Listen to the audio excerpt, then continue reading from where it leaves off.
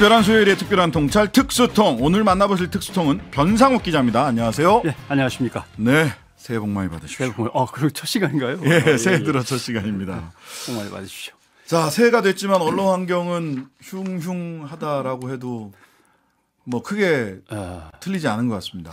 그 옛날 시조가 생각나더라고요. 예. 새해니 묵은해니 분별하지만 하늘을 쳐다보게 뭐가 달라졌는가. 그런데 언론 상황을 보니까 달라진 게 진짜 하나도 없네요. 오히려 더 그 안개가 자욱해지는 게 아닌가. 예. 오늘 뭐 특히 야권 추천 방심위원 2명, 전 대통령 추천 방심위원 2명을 바로 해촉하는 것도 그렇고, 예. 그 다음에 법원이 국민 다수에게 난청 선언을 해버렸잖아요. 바이든 그렇죠. 날리면 예. 1심 판결. 그러니까 이게 이제 법적인 문제는 뭐 변호사시니까 잘 아실 거고 네. 두 개입니다. 잘 들리지 않고 뭔지 모르겠다 그러는데 왜 MBC는 뜯어 고치라고 하는 것이냐 잘못했으니 라고 하는 문제하고 그러게요. 그다음에 그게 도대체 뭘로 들리느냐라고 하는 문제에서 MBC가 그걸 확인해 와야지 왜 우리 떠러 그러느냐. MBC에게 입증 책임이 있다고. 그럼 본래 소를 제기한 사람한테 입증 책임이 원고한테 입증 책임이 있는 겁니다. 네. 원고한테. 즉 소를 제기한 외교부가 MBC가 뭘 잘못 보도를 했는지를 입증을 해야 되는데. 예. 그래서 앞으로 방송할 때도 저도 생각을 달리했습니다. 어떻게? 발음을 정확하게 하면 안 돼. MBC가 입증 책임이 있어요. 형과 입증 책임이 있는 거지. 이렇게 얘기해야 나중에 심의에도 안 걸리고 이제 재판에서도 승소 가능성이 있구나. 알겠습니다. 자, 그러면 저널리즘 차원에서 이게 어떻게 네네. 문제가 되는가 한번 얘기해 보겠습니다. 네. 그러니까 국민 10명 중에 6명이 바이든으로 들었다고 할 때 재판부가 통상 상식에 의해서 판단한다면 국민 중에 도대체 몇 명이 바이든으로 들어야지만 인정을 하겠느냐. 10명 중에 9명? 10명 중에 9.5명? 8.5명? 이게 문제인 거죠. 네. 그리고 대통령이 밝히면 간단하게 끝나는 건데 난 뭐라고 얘기했거든요. 근데 절대 말을 안 하세요. 외교부를 대신 시켰고. 그래서 외교부가 과연 이걸 소를 제기할 자격이 있냐도 아직 문제로 남아는 있습니다. 예. 원고 적격이 있느냐. 그다음에 앞으로 언론이 보도를 하기 위해서 누구를 인터뷰했어요. 네. 근데 녹음 자료는 사실 없어요. 명확치 않거나. 그러면 네. 그 사람이 난 그런 말 한 적 전혀 없어. 라고 하면은 보도할 수가 있겠느냐라고 하는 문제. 불가능하네요. 그다음에 이제 좀 먼 미래를 내다볼 때 네. 딥페이크라고 하는 조작 기술이 엄청나게 발전하고 있는데 네네네. 동영상도 그대로 조작해낼 수 있는데 누군가가 예. 이거는 내 목소리인 것처럼 들리지만 완벽한 조작이다. 그럼 그 입증을 MBC가 하라. 완벽한 조작이 아님을 MBC가 하라. 그럼 어떻게 그걸 입증을 합니까? 그러면 이제 MBC는 이게 AI 음성인지 딥페이크 음성인지 진짜 육성인지를 사전에 테스트하는 엄청난 조직을 만들어야 될 것 같은데요. 그렇죠. 예. 사전에. 그렇습니다. 그다음에 아무튼 당사자가 내용을 확인해 주지 않거나 가짜라고 조작이라고 주장하면은 그 입증 책임이 방송사에 있다면 참 난감해지는 것이고 네. 또 하나 앞으로 자막을 넣을 때 바이든 오와 날리면 이렇게 이중에 넣어야 돼. 택일하십시오. 시청자가 택일하십시오. 이렇게 넣어줘야 됩니다. 시청자의 정치 성향에 따라서 달리 들릴 알아서 수 있으니 택일하십시오. 예. 시청자의 정치 성향에 따라 바이든 또는 달리 들릴 수 있으니 알아서 선택하세요. 이렇게 공지 해야 돼요. 자막을 이런 식으로 넣어야지 그냥 자막을 넣으면 큰일 납니다. 그다음 SBS를 대표적으로 들 수 네. 있는데 우리가 왜 MBC를 베꼈다고 하느냐. 우리도 검증과 전문가의 자문을 거쳐 우리가 논의해서 결정했다. 그랬죠. 라고 언론사들이 다 얘기하는데 왜 MBC가 그렇게 나가는 바람에 다 따랐었다고 MBC한테 뭐라 세우느냐. 이걸 어떻게 해결할 거냐. 그 당시 저널리즘 SBS 차원에서. 그 주영진 기자가 굉장히 기분 나빠했습니다. 그때 당시에 상당히 기분 나빠했죠. 예. 예. 그리고 그분은 지금 쉬고 계시죠. 그다음 이게 1억 달러를 윤 대통령이 얘기하고 미국 대통령이 그 뒤에 60억 달러를 얘기했을 때 네. 끝내고 나오면서 내 자신이 얘기했던 1억 달러를 얘기하면서 나오는 게 맞냐? 1억 달러 얘기했는데 갑자기 60억을 배팅하니까 60억을 얘기하면서 나오는 게 맞냐? 걸어 그렇죠. 나오면서 예. 이제 그건 이제 상식적인 선에서 이제 각자의 판단에 맡길 거고요. 네. 또 하나 국회라고 해서 그게 한국 국회를 말하는 거다라고 한다면 그렇게 얘기를 했죠. 예. 새끼, 쪽팔 여기에 대해서 적어도 대통령의 사과가 있든지 국회의원들한테 사과라든지 아니면 국민에게 죄송하다고 송구하다고 사과라든지 뭔가의 조치는 있어야 되는데 그건 이건 대법원 확정 판결까지 지금 기다리는 거냐 사과하기를 하려면 법원에서도 욕설을 했다라는 거는 분명 욕설은 뭐, 분명히 들린다라고 예, 얘기를 했어요. 분명히 얘기를 했으니까 예. 그 문제가 있고 그다음 1억 달러를 해외 원조를 하기로 이제 펀드에 내기로 한 거 질병 퇴치기금으로 네네. 여기에서 정확하게 말씀을 드리면 해외 원조는 국회 승인이 따로 필요하지 않습니다. 예, 우리나라에서는 예, 승인이 의회가 예산을 승인한다는 것은 미국입니다. 왜냐하면 맞습니다. 미국은 의회가 예산을 짜고 대통령한테 넘겨주면 대통령은 통째로 거부하든지 아니면 그대로 쓰든지 둘 중에 하나입니다. 맞습니다. 예, 줄이거나 늘릴 수 없습니다. 네.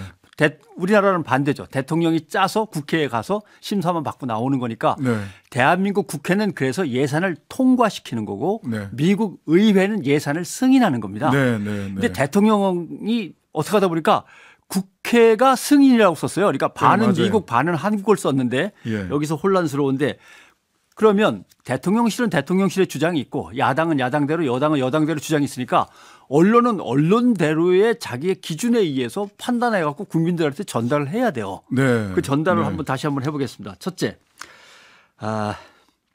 우리나라의 해외 개발 원조 예산이 얼마인가를 설명드리면 네. 30억 달러입니다. 30억. 예.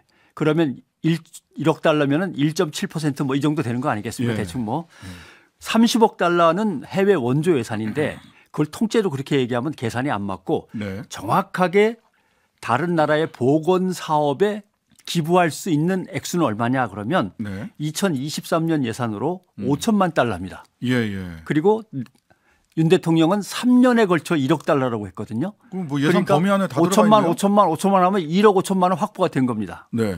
또 하나 혹시 예산이 왔다 갔다 변동이 있을 수 있으니까 그건 어떡하냐. 그렇지 않습니다. 왜냐하면 해외 개발 원조라든가 해외의 어떤 질병을 퇴치하기 위한 기금은 네. 계속 늘고 있는 중입니다. 네, 네. 2018년 19.6억, 2017년에 22억, 2018년에 23.5억, 2019년에 25.2억까지 갔다가 2020년에 코로나19가 터지면서 22.5로 줄었다가 네. 2021년에 다시 28.6으로 확 뜁니다. 네, 네. 그러니까 연평균 증가율이 9.7%로 세계 각국을 다 따져보면 최고 수준이에요. 네, 네. 계속 늘려가고 있는 거죠. 네. 여야 합의로. 네. 근데 대통령이 5천원에서 1억 5천원 확보돼 있는 건데 네.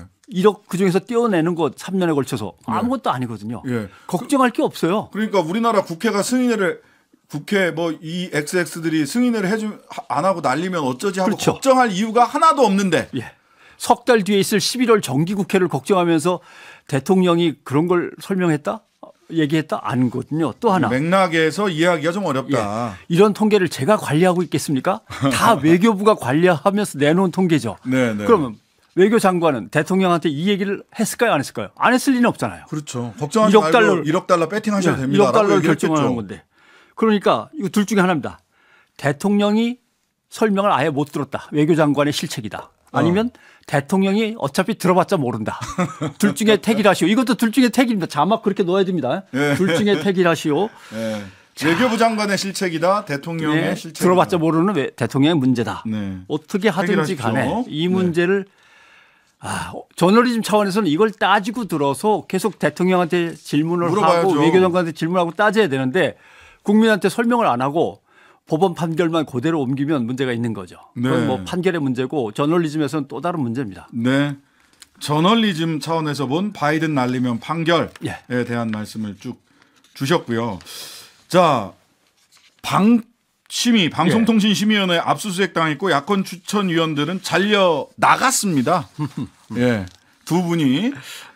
근데 야권 추천위원이 내정자가 2명이 있어요. 전 없는 줄 알았어요. 있는데 아직도 임명을 안 해요, 대통령이. 그러니까 벌써 사실은 이번에 2명이 해촉에 문제가 이제 걸렸지만 3명째 나가는 겁니다. 그죠? 4명째 나가는 4명째 나가는 거예요. 거예요. 4명째 네, 해촉된 그렇죠. 겁니다. 예. 자, 방송통신심의위원회의 문제는 방송통신심의위원회라고 하는 정치 중립적 기구가 네. 정부 여당의 감독 대행 기구로 전락하고 있다. 예. 이건 용역업체예요. 이렇게 돼가고 있는 거예요. 이게 문제인 네네. 거죠.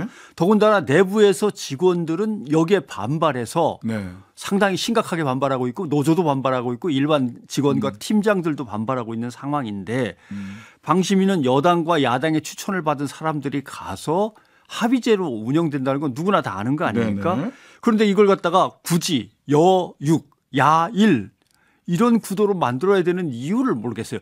이런 구도가 생길까 봐 먼저 조치를 해서 4대 3이든지 3대 3대 1이든지 이렇게 만들어 나가려고 애를 써야 되는 건데 네. 어떻게 6대 1로 가려고 길을 쓰고 움직인다는 것은 국가 기구를 운영하는 이 사람들의 생각을 도대체 이해할 수가 없는 거죠. 네. 예. 그다음 위원장이 주변 사람 친척과 가족을 시켜서 민원을 넣게 하고 자기가 그 민원을 주도해서 처리하는데 뭐 재수 처제 뭐 이런 분들 정말 있더라고요. 황당하고 참 치졸한 방법이 행해지고 있다는 의혹이 있으면 네. 그것 때문에 압수수색을 해야 되는데 그거 누가 얘기했어? 이것 때문에 압수수색을 한다는 거는 말이 안 돼요. 네, 개인정보 유출 압수수색입니다. 그렇죠. 그다음에 1차 전체 회의가 1월 8일 날 있었어요. 네. 그때 안건이 상당히 여러 건이었습니다. 네. 그래서 2차 회의가 1월 12일 날 있을 때 그때 못 다룬 것도 마저 다루고 하려고 야당 추천위원들은 갔는데 그런 거는 하나도 없이 니들을 자를 거야라는 의견만 하나 딱 갖고 올라와 가지고 그거 의견 진행을 시켜버렸단 말이죠. 이것을 어떻게 해야 되느냐라고 하는 이제 문제. 그래서 네. 결국 방송통신심의위원회는 여야 완전히 6대1 구조로 가고 여권 의원 2명만으로 방송통신위원회는 또 그렇게 운영되고 2대 0으로. 네.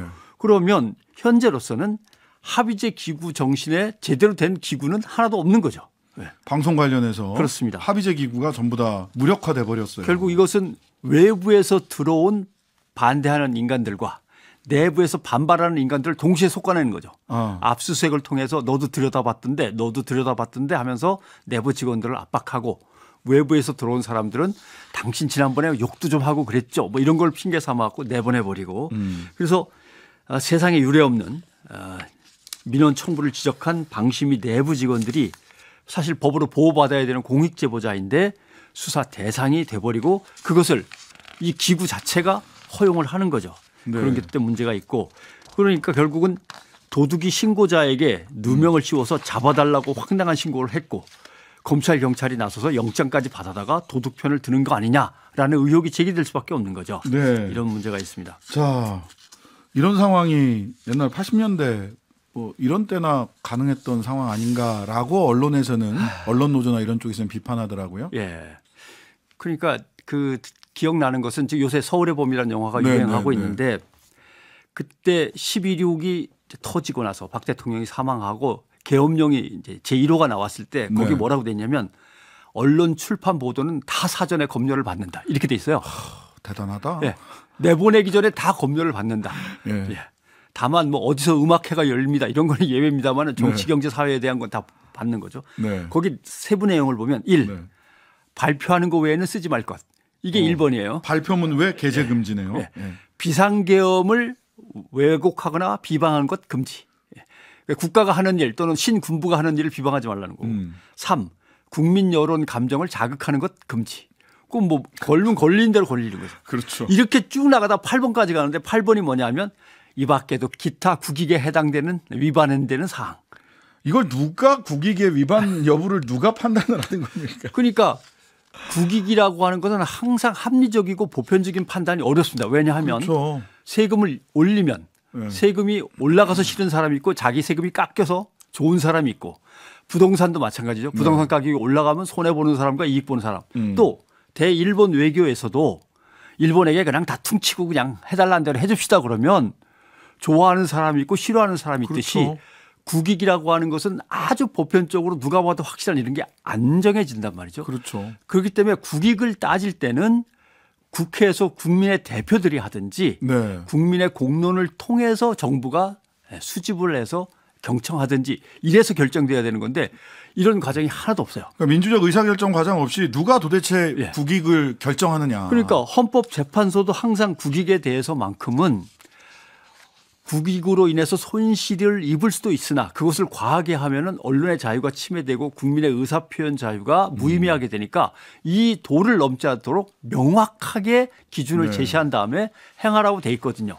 그러니까 헌법재판소 판결도 완전히 무시하고 넘어가는 그런 상황이 되고 옛날 얘기하다 나왔으니까 잠깐만 짧게 하면 1971년에 박정희 대통령이 프레스 카드제를 실시했어요. 예. 프레스 카드. 예. 그러니까 기자들도 주민등록증처럼 기자 넘버링이 돼 있는 겁니다. 몇 번 네. 기자, 몇 번 기자. 네네. 거기서 벗어나면은 취재를 못하게 돼 있습니다. 아, 그 기자가 그때 7,200명이었는데 네.